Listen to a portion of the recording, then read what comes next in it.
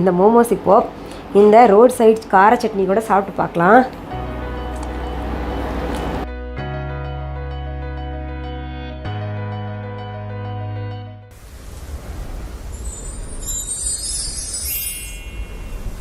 Anitha Pushpavanam Kuppusamy Viha YouTube channel அன்பர்கள் அனைவருக்குமே அன்பான வணக்கம்.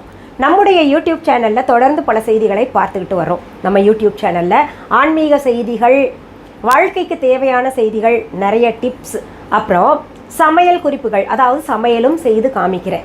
இன்றைக்கு சமையல் அறையில் நிற்கிற காரணத்தினால உங்களுக்கு கிடையாதுங்க, சிறிய குழந்தைகள் முதல் பெரியவர்கள் வரைக்கும் அனைவருக்குமே பிடித்தமான ஒரு டிஷ்ஷு செய்து காமிக்க போகிறேன். இது பார்த்திங்கன்னா பெரியவங்களை காட்டிலும் சின்ன குழந்தைங்க ஹோட்டலுக்கு போனாலே மெனு கார்டு கொடுத்தாங்கன்னா அதில் இதுதான் வேணும் அப்படிம்பாங்க. அப்படி என்ன சீக்ரெட் அப்படின்னு கேட்டிங்கன்னா, மோமோஸ் செய்து காமிக்க போகிறீங்க. மோமோஸ் நிறைய பேர் செய்ததை பார்த்துட்டோம். நீங்கள் என்ன புதுசாக செய்ய போகிறீங்க அப்படின்னு பார்த்தீங்கன்னா கொஞ்சம் வெயிட் பண்ணி பாருங்கள். மைதா இல்லாமல் மோமோஸ் செய்ய போகிறோம். அதற்கு முன்பாக இன்றைக்கு பிறந்தநாள் மற்றும் திருமண நாள் காண இருக்கின்ற அனைவருக்குமே என்னுடைய வாழ்த்துகள். உங்களுடைய வாழ்க்கையில் நீங்கள் அனைத்து நலங்களும் வளங்களும் கிடைக்கப்பெற்று நீடூழி வாழணும்னு நான் இறைவன் கிட்ட பிரார்த்திக்கிறேன். இந்த காணொளியை காண்கின்ற அனைவருக்குமே இந்த நாள் இனிய நாளாக அமையட்டும். மோமோஸ் செய்யறதுக்கு டைரெக்டாக நம்ம போயிடலாம். அதற்கு தேவையான பொருள்கள் என்னென்ன என்பது நான் டிஸ்கிரிப்ஷன் பாக்ஸ்லையும் எழுதி போடுறேன், இந்த வீடியோலையும் உங்களுக்கு கொடுக்குறேன். சரி, முதல்ல நான் சொல்கிறது, இந்த மோமோஸ் செய்யறதுக்கு இட்லி பானையில் தண்ணி ஊற்றி நம்ம இட்லி எப்படி வேக வைப்போமோ அந்த மாதிரி பாருங்கள். இட்லி பானையில் கீழே தண்ணி ஊற்றி ஒரு தட்டு வச்சு சூடாகிறதுக்கு வச்சுருக்கேன். மோமோஸ் வேக வைக்கணும் இல்லையா, அதனால் இதை வச்சுக்கலாம். அடுத்தது ஒரு கடாய் வச்சுக்கோங்க, அது சூடாகிக்கிட்டு இருக்கட்டும். அதுக்கு தேவையான பொருள்கள் பார்த்திங்கன்னா, இன்றைக்கி காய்கறிகளை வச்சு நான் மோமோஸ் செய்ய போகிறேன். கல்லக்கோஸ், அதாவது பர்பிள் நிறத்தில் இருக்கக்கூடிய முட்டைக்கோஸ், இதுதான் வச்சு செய்யணுமா அப்படின்னு கேட்டிங்கன்னா கிடையாது. எனக்கு கிடைச்சது, அதனால் இந்த கல்லக்கோஸ் வச்சு செய்கிறேன். சாதாரண முட்டைக்கோஸ் எடுத்துக்கோங்க. பீன்ஸ் பொடி பொடியாக நறுக்கிக்கோங்க. கேரட் பொடி பொடியாக நறுக்கிக்கோங்க. பூண்டு சின்னதாக பொடி பொடியாக நறுக்கி வச்சுக்கோங்க. அப்புறம் மற்றதெல்லாம் என்ன போட போகிறோன்றது செய்யும் பொழுது நான் காமிக்கிறேன். அதற்கு முன்பாக கோதுமை மாவு எடுத்துகிட்டு சப்பாத்திக்கு மாவு எப்படி பிசைவோமோ அது போல் பிசைஞ்சு வச்சுக்கோங்க. இங்கே பாருங்கள், விரல் பதியணும், அந்த அளவுக்கு நம்ம பிசைஞ்சு வச்சுக்கணும். உள்ள கட்டிகள் இருக்கக்கூடாது. இப்போ இதை தனியாக எடுத்து வச்சிடலாம். இப்போ ஸ்டஃபிங் பண்ணணும் நம்ம. அடுத்தது ஸ்டஃபிங்க்கு இந்த கடாயில் தேவையான அளவு எண்ணெய் ஊற்றிக்கலாம். எண்ணெய் சூடானதுமே பொடியாக நறுக்கின பூண்டு பல்லை இதில் சேர்த்துக்கலாம். இதை லேசாக வாட்டிக்கலாம். அங்கே பூண்டு வதக்கிற வரைக்கும், அதாவது பச்சை வாசனை போகணும். அதுக்குள்ளே நம்ம என்ன பண்ணலாம், மாவு தொட்டு இந்த சப்பாத்தி மாவை உருட்டிக்கலாம். நல்லா பெருசாகவே உருட்டிக்கோங்க. அதற்கு பிறகு நம்ம இதில் ரவுண்டாக கட் பண்ணி எடுத்துக்கலாம். இப்படி பெருசாக உருட்டின பின்னாடி இப்படி ஒரு கிண்ணம் எடுத்துக்கோங்க. இதை வச்சு ரவுண்டாக கட் பண்ணிக்கோங்க.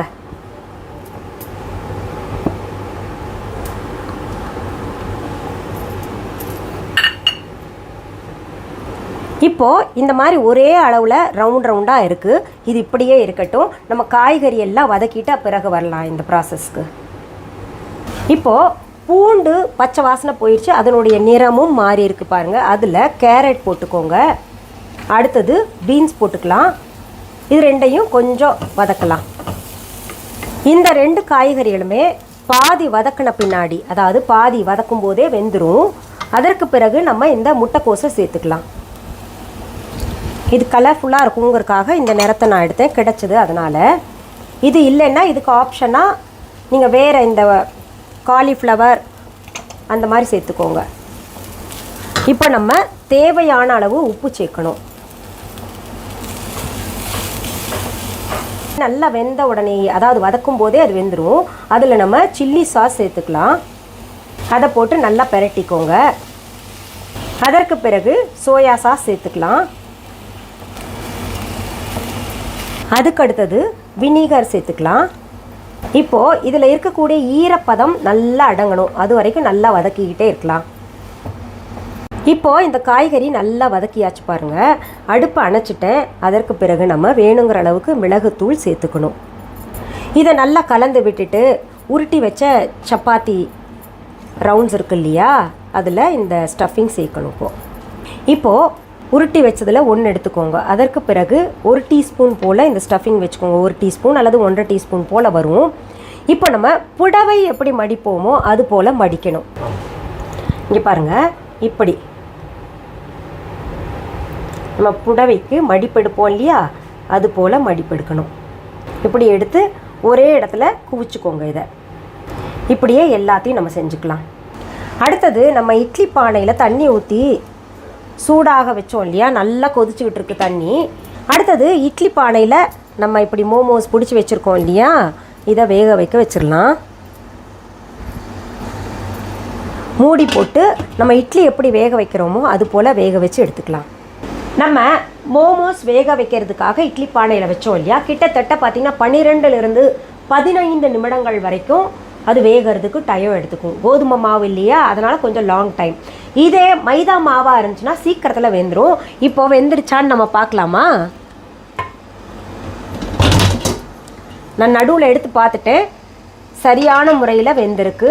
அடுப்பை அணைச்சிட்றேன். இந்த மோமோஸ் ஒவ்வொன்றும் எடுத்து தட்டில் வச்சுக்கலாம்.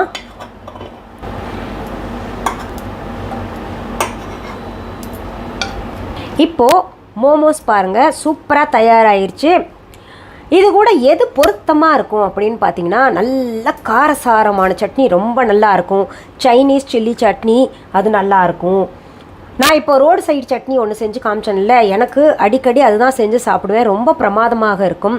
இல்லைன்னா வெறும் சில்லி சட்னி செஞ்சு சாப்பிடுங்க, ரொம்ப பிரமாதமாக இருக்கும். இப்போது இது சூடாக இருக்குது, இருந்தால் கூட பரவாயில்ல, ஆறுனதாக எடுத்து சாப்பிட்டு பார்த்துட்டு சொல்கிறேன். இது எங்கள் வீட்டில் மேகாவுக்கு ரொம்ப ஃபேவரேட்டுங்க. வீட்டில் இருந்தாலும் சரி அடிக்கடி மோமோஸ் செய்ய சொல்லுவாங்க. ஹோட்டலுக்கு போனால் கூட மெனு கார்டை பார்த்துட்டு எனக்கு மோமோஸ் தான், பார்க்கவே மாட்டாங்க கார்டை, மோமோஸ் தான் வேணும் அப்படின்னு சொல்லிடுவாங்க. மேகாவுக்கு ரொம்ப பிடிக்கிற காரணத்தினால நாங்கள் எங்கள் வீட்டில் அடிக்கடி மோமோஸ் செய்வோம். சரி, இந்த மோமோஸ் இப்போது இந்த ரோட் சைட் கார சட்னி கூட சாப்பிட்டு பார்க்கலாம். அதாவது மைதா மாவை விட கோதுமை மாவில் செஞ்சு சாப்பிட்டு பாருங்கள். மோமோஸ் ரொம்ப சுவையாக இருக்கும், உடலுக்கும் ரொம்ப நல்லது.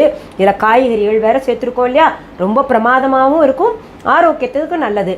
அதனால் நீங்கள் என்ன பண்ணுங்கள், நோ மைதா காரணத்தினால அடிக்கடி குழந்தைங்களுக்கு மோமோஸ் செய்து கொடுங்க.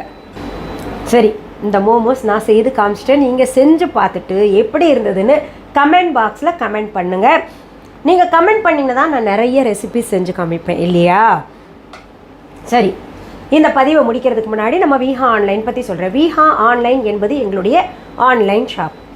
இது வரைக்கும் யாராவது விஹா ஆன்லைன் ஷாப்பிங் ஆப்பை டவுன்லோட் பண்ணலைன்னா உடனே டவுன்லோட் பண்ணிக்கோங்க. எங்கே போய் டவுன்லோட் பண்ணணும் அப்படின்னு கேட்டிங்கன்னா, ப்ளே ஸ்டோர், ஆப் ஸ்டோர் போங்க. விஹா ஆன்லைன் அப்படின்னு தம்ப்நெயிலில் கொடுக்கப்பட்ட ஸ்பெல்லிங்கை பார்த்துட்டு நீங்கள் டெக்ஸ்ட் பண்ணுங்கள். அங்கே விஹா ஆன்லைன் அப்படின்னு ஷாப்பிங் ஆப் காமிக்கும். இல்லைன்னா டிஸ்கிரிப்ஷன் பாக்ஸில் லிங்க் கொடுத்துருப்போம், அதை பார்த்து கூட நீங்கள் டவுன்லோட் பண்ணிக்கலாம். இது தவிர viha.online என்கின்ற இ-காமர்ஸ் வெப்சைட்டும் நாங்கள் வச்சுருக்கோம். சரிங்க, பொருள்கள் நேரில் பார்த்து வாங்கணும், என்ன பண்ணணும் அப்படின்னு கேட்டிங்கன்னா, எங்களுடைய விஹா ஷாப்புக்கு வாங்க. அது எங்கே இருக்குன்னா, சென்னை ராஜா அண்ணாமலைபுரத்தில் இருக்குது. அதற்கான ஃபோன் அட்ரஸ் அனைத்துமே viha.online இ-காமர்ஸ் வெப்சைட்லேயும் கொடுக்கப்பட்டிருக்கு, விஹா ஆன்லைன் ஷாப்பிங் ஆப்லேயும் கொடுக்கப்பட்டிருக்கு. கூகுள் மேப்ஸில் விஹா ஆன்லைன் அப்படின்னு டெக்ஸ்ட் பண்ணாலே அதற்கான அட்ரஸ் அழகாக டைரக்ட் பண்ணி கொண்டு வந்து விட்டுரும். எங்களுடைய விஹா ஷாப்கான கிளைகள் வேறு எங்கேயுமே கிடையாதுங்க, அதில் ரொம்ப ஜாக்கிரதையாக இருங்க. இன்னொன்று, என்னுடைய பெயர், புகைப்படம், வீடியோவை பயன்படுத்திக்கிட்டு மேடமுடைய பொருள் தாங்க இந்த கடையில் விற்றுக்கிட்டு இருக்கோம், அவங்க கடை தான் எங்கேயாவது சொன்னாங்கன்னா அது முற்றிலும் தவறான செய்தி. இன்னொன்று, நீங்கள் என்ன பண்ணணும், இந்த பதிவை பார்த்தீங்கன்னா உங்களுடைய ஃப்ரெண்ட்ஸ் ரிலேட்டிவ்ஸ்க்கெலாம் ஷேர் பண்ணுங்கள். புதிதாக என்னுடைய யூடியூப் சேனலுக்கு வந்திருந்தீங்கன்னா உடனே சப்ஸ்கிரைப் பண்ணுங்கள்.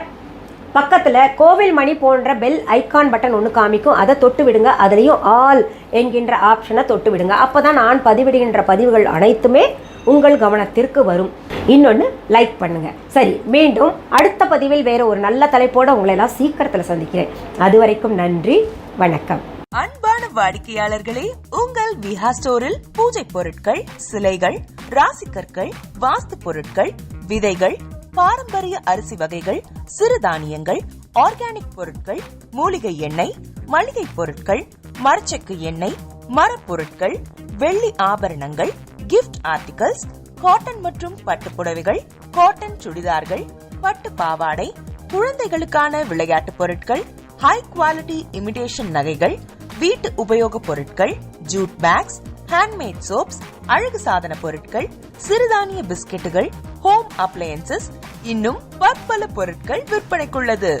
விஹா ப்ராடக்ட்களை நீங்கள் வாங்க விரும்பினால் அது எங்களுடைய viha.online வெப்சைட் மற்றும் சென்னை ராஜா அண்ணாமலைபுரத்தில் உள்ள எங்கள் விஹா ஸ்டோரில் மட்டுமே கிடைக்கும் என்பதை தெரிவித்துக் கொள்கிறோம். வேறு எந்த ஆன்லைன் வெப்சைட்களிலும் விஹா ப்ராடக்ட்கள் விற்பனைக்கு கிடையாது என்பதை நீங்கள் கவனத்தில் கொள்ள வேண்டும். எங்கள் விஹா ஸ்டோரின் விலாசத்தை கண்டறிய கூகுள் மேப்ஸில் விஹா ஸ்டோர் என்று டைப் செய்தால் வழியை கண்டறியலாம். www.viha.online வெப்சைட்டிலும் விஹா ஸ்டோரின் அட்ரஸ் உள்ளது.